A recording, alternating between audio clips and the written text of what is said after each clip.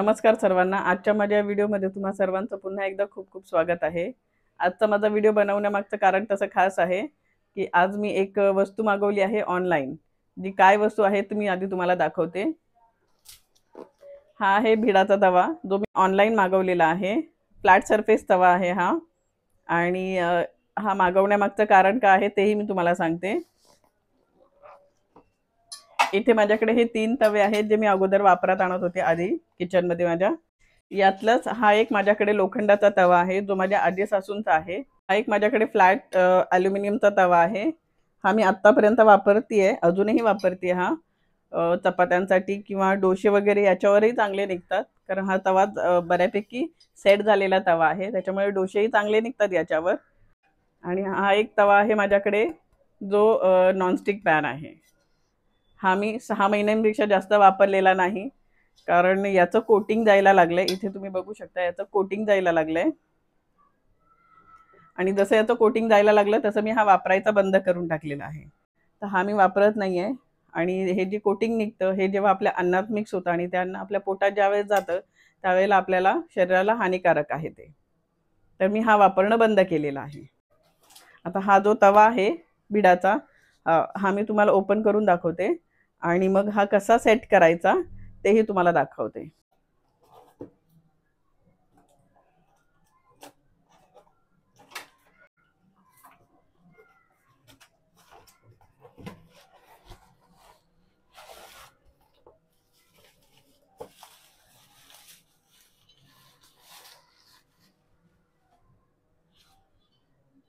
हा बघा, हा अशा पद्धतीचा तवा आहे फ्लॅट सरफेस। हा तवा मी आधी धुवून घेतेय कारण याच्यावर खूप धूळ आहे, हे बघू शकता तुम्ही इथे, हे बघा। तर हा मी आधी साफ करून घेतेय आणि त्याच्यानंतर हा सेट करायचा आहे। तो सेट कसा करायचा ते मी तुम्हाला दाखवते। याला मी आधी धुवून घेतेय पाण्याखाली।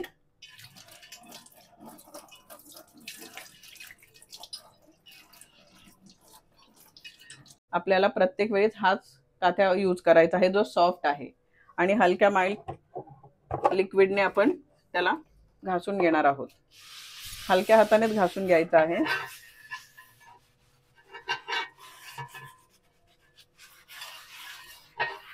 खूप जास्त घासायचा नाहीये, हलक्या हाताने घासून घ्यायचा आहे दोन्ही बाजूने। त्याच्यावर धूळ असते ती निघून गेली पाहिजे आणि धुवून घ्यायचा आहे। असा हा धुवून घ्यायचा आहे। त्यानंतर सुक्या फडक्याने तो पुसून कोरडा करून घ्यायचा आहे पूर्ण। अजिबात त्याच्यात पाणी राहिला नाही पाहिजे। तवा मी धुवून व्यवस्थित कोरडा करून घेतलेला आहे, अजिबात पाणी नाही आहे याच्यावर, तुम्ही बघू शकताय। एकदम कोरडा करून घेतलेला आहे। आता याच्यासाठी मी आणखीन एकदा मी हा ऑइल आणि मीठ आणि हळद लावून हा सेट करून घेणार आहे।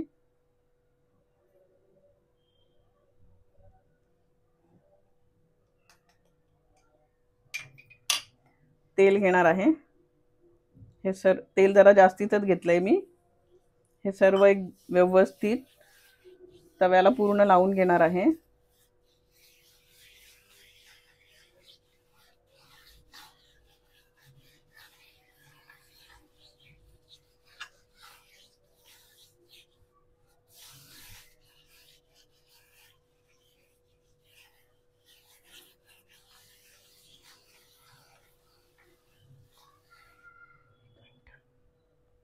हे हळद आणि ऑइल खाली सांडत होतं आणि त्याचे डाग पडतील म्हणून मी इथे पेपर हंतरून घेतला आहे।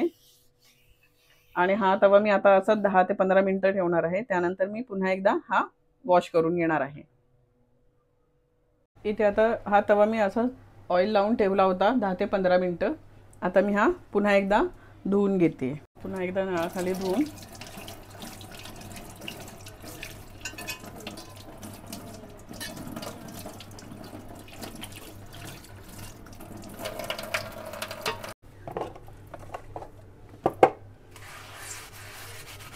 लिक्विड घेऊन पुन्हा एकदा त्याला हलक्या हाताने घासून घेणार आहे। घासून म्हणजे याचं पूर्ण असं घासायचं नाही आहे, जोर काढून हलक्या हातानेच घासून घ्यायचं आहे।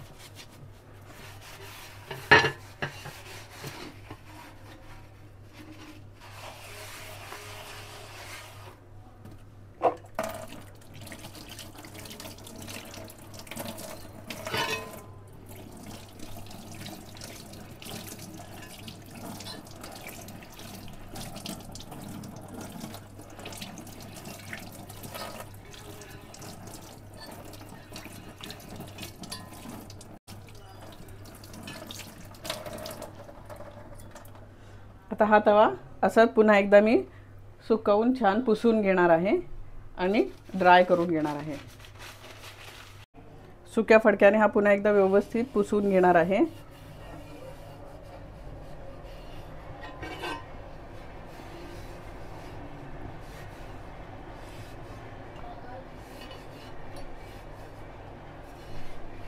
पूर्ण पाणी कोरडं करून घेतलेलं आहे।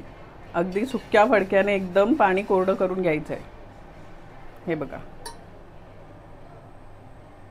अजिबात कुठेही पाणी नाही आहे। आता हा तवा मी गॅसवर मीडियम फ्लेमवर गरम करून घेणार आहे 15 ते 20 मिनिटं।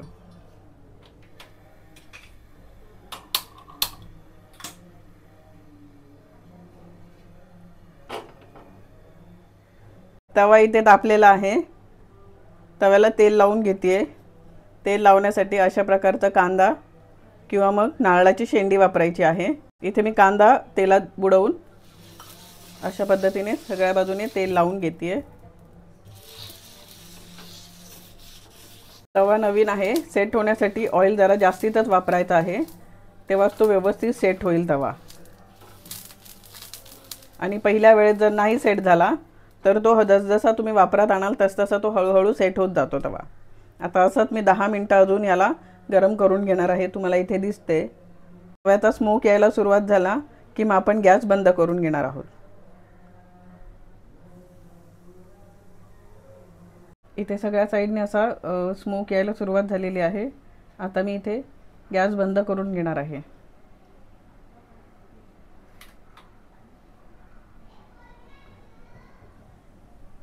आता हा तवा पूर्ण थंड होऊन द्यायचा आहे। पूर्ण थंड झाल्याच्या नंतर हे ऑइल जे आहे ते पुसून घेणार आहे मी।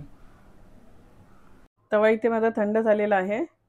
तवा थंड होईपर्यंत मी माझी बाकीची कामं करून घेतलेली आहेत। आता हा मी पुसून घेते तवा।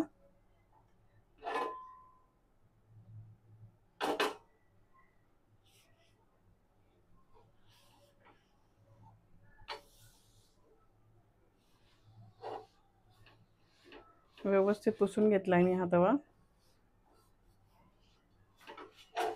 इथे मध्ये तुम्ही बघू शकता, हे बघा, इथे मी जी हळद लावली होती ती तव्याला चिटकून तेलासहित निघालेली आहे। म्हणजे त्यातला जो खरखरीतपणा आहे तो अगदी कमी झाला आहे। आता मी याच तव्यावर कांदा टाकून पुन्हा एकदा गरम करून घेणार आहे।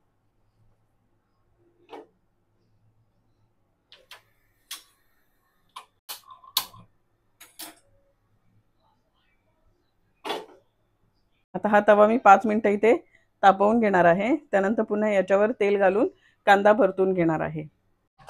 तवा इथे तापलेला आहे, कांदा घालून घेतलेला आहे, तेल घालून मी आता याला पुन्हा एकदा परतून घेणार आहे।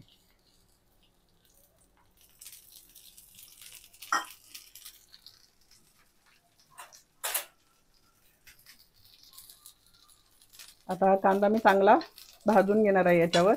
आणि हा कांदा खायला वापरणार नाहीये, हा पूर्ण करपवून घेणार आहे याच्यावर। तुम्ही सुद्धा अशाच पद्धतीने तवा सेट करण्या अगोदर कांदा परतवून घ्या त्याच्यावर, म्हणजे तेल छान ऑब्झर्व करून घेईल आणि तवा आपला वापरण्यासाठी यूज टू होईल।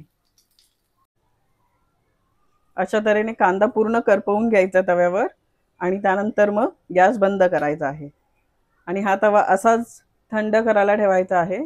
तवा थंड झाल्याच्या नंतर हा कांदा मी काढून फेकून टाकणार आहे। हा वापरात घ्यायचा नाहीये कांदा। तुम्ही पण अशाच पद्धतीने तवा जर वापरणार असेल तर सेट करून घ्या आणि थंड झाल्यानंतर वॉश करून घेणार आहे। आणि हा तवा आता मला वापरण्यासाठी रेडी आहे।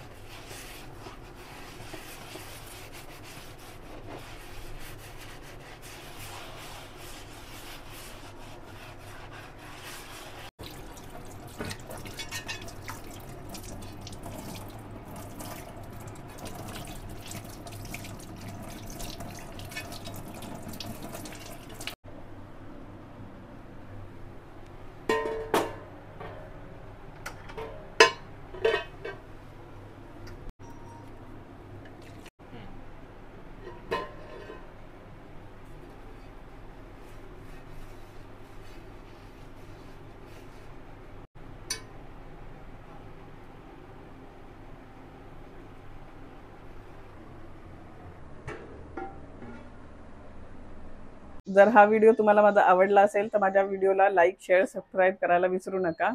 तोपर्यंत धन्यवाद.